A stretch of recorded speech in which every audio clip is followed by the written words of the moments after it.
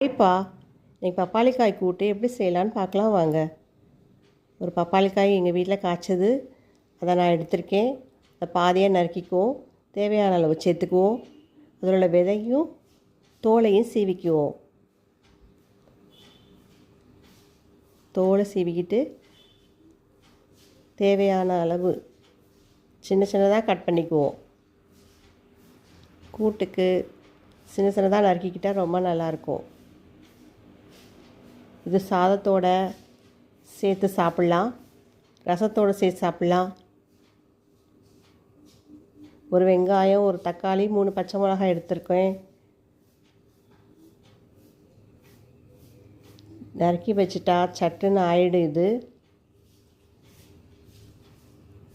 உடம்புக்கு ரொம்ப நல்லது இது ஃப்ரெண்ட்ஸ். இது பாசி பருப்பை 1/4 மணி நேரத்துக்கு முன்னாடி ஊற வச்சுக்குவோம். வெங்காயம், தக்காளி எல்லாத்தையும் சேர்த்து குக்கரில் 2 விசில் வச்சு எடுத்துட வேண்டியதான். பிடிச்சிருந்தா ஷேர் பண்ணுங்கள், சப்ஸ்கிரைப் பண்ணுங்கள்.